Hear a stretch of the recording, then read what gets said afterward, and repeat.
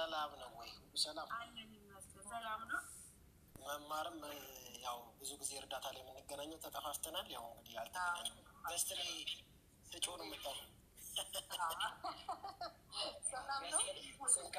ገስት ላይ ስንቀውጠው ጠፋ። እንግዲህ እርዳታም ብዙ ነገር የለም። ያው ብዙ ነገር ከእናንተ ገስት ላይ ተቀምጠን አብረን ሰርተናል። አጋጣሚ ነው የገባሁት። ምን ለመናገር ያሰብኩ መሰላችሁ? ውድ የተከበራችሁ የኦርቶዶክስ ቤተሰቦች በጠቅላላ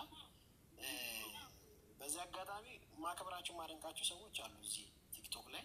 ያው ሚኮ ምንም ነገር አልሰራም በእነሱ አንጻር እና ሶሻል ሚዲያ ላይ የእግዚአብሔርን ቃል በማስተማር ቀንም ሌሊትም የሚተጉ በተለይ እዚህ ልደተ ቃል አለ በጣም ማከብረው መወደው ወንድሜ ነው። በዚህ አጋጣሚ እግዚአብሔር ምስክር የምላችሁ ይህ ሁሉ ሰው ያለ ምክንያት አይደለም። በዚህ አጋጣሚ ልደተ ቃል ፈለገ አትናቴዎስ የሚለው ባይማርበት መቼም የለው።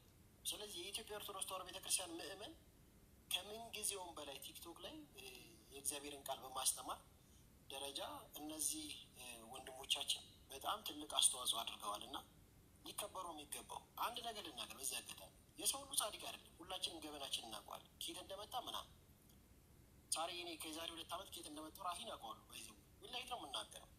ዛሬ ደግሞ እንዳለው አውቃለሁ። አሁንም ጻድቅ አይደለሁም። በዚህ ቲክቶክ ላይ ስናወራ ነጠላ የለበሰ ሁሉ ስለ ቤተክርስቲያን ስለጮክ ማርያም ማርያም ስላልኩ ጻድቅ ነን ወይ ደግሞ ነን አይደለም። ስለ ቤተክርስቲያን ስለተሰራ የእግዚአብሔርን ቃል የተናገረ ሁሉ ሙሉ በሙሉ ፐርፌክት ነው ወይ ደግሞ የገነት በር ከፍቶ ሌላውን ያስገባን ማለት አይደለም።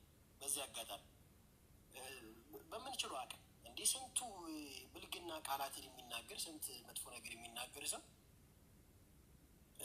ስንት ነገር የሚናገር ሰው እያለ እዚህ ሀገርን ትውልድን የሚያበላሽ ሰው እያለ የእግዚአብሔርን ቃል የሚያስተምር ሰው መገኘቱ ራሱ ቲክቶክ ላይ የኢትዮጵያ ኦርቶዶክስ ተዋሕዶ ቤተክርስቲያን እንደነዚህ አይነት ወጣቶች ስላሏት በጣም ልንገረም ልንደነቅ ነው የሚገባው።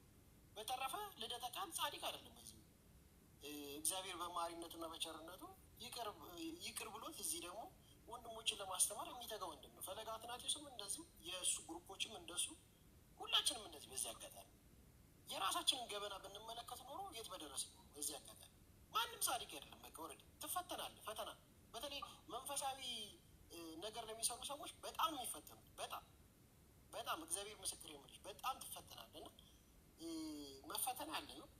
ራሳችንን እንመልከት፣ ራሳችንን እንይ መጀመሪያ። በቃ ወረድ ያለ አይደለ ስንት ባለጌ ሳሪ የእግዚአብሔር ምስክር ስንት ቲክቶክ ላይ ዘር ከዘር የሚያባለው ሀገር ከሀገር የሚያባለው በጣም ቲክቶክ ላይ ብልግና ቃላት የሚናገረው ማንም አልተናገራቸው እነሱ አይደለ።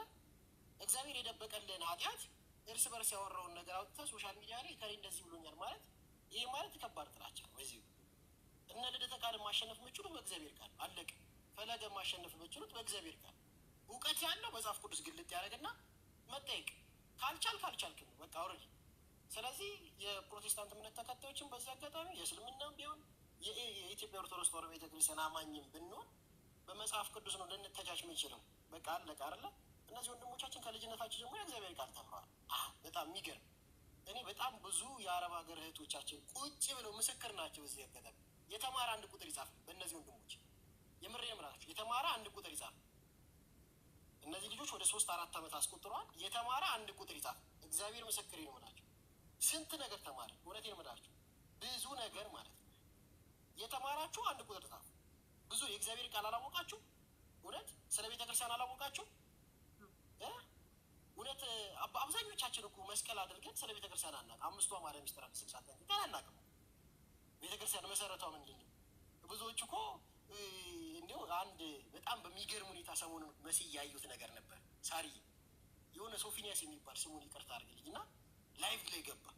ከዛ የሆነች እናት ቁጭ ብላ ሽርጥ አድርጋለች። ከዛ የማርያም የተሰቀለችልን ምናምን ብሎ ሊያታላት ሊያምታታ ሲሞክር ምን አይነት መልስ እንደመለሰችልን አይታችኋል። ኬት ነው ያወጡት እነዚህ ሰዎች? እቺ እናት ኬት ነው ያወጣችው? እንደነዚህ አይነት ወንድሞች ስላሉ ነው። ገባች? ላይቭ ላይ ቁጭ ስትል የሆነች ነገር ትማራል። ቁጭ ስትል የሆነ ነገር ትማራል። እኔ እገባለሁ በዚህ የሆነች ነገር ተምሬ እወጣለሁ። በዚህ እግዚአብሔር ምስክር ይምላል።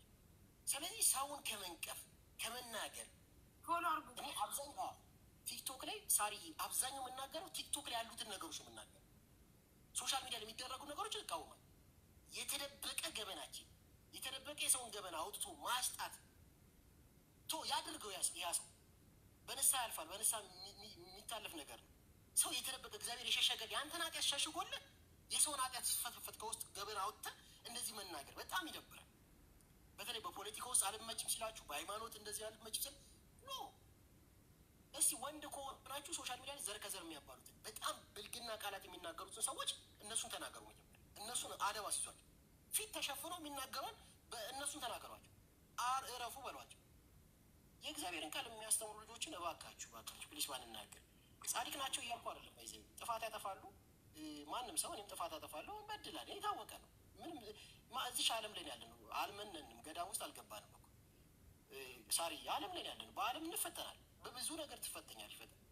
ወደ እግዚአብሔር ስትቀርቢ ትፈተኛለሽ። እና ፈተናውን እያለፍን ንስሐ እየገባ ነው ወደ እግዚአብሔር ቤት መቅረብ እንጂ እርስ በርስ መተቻቸቱ ጥሩ አይደለም ብዬ አስባለሁ። እና በዚያ ከመዝጋቱ በፊት ቆይ አንዴ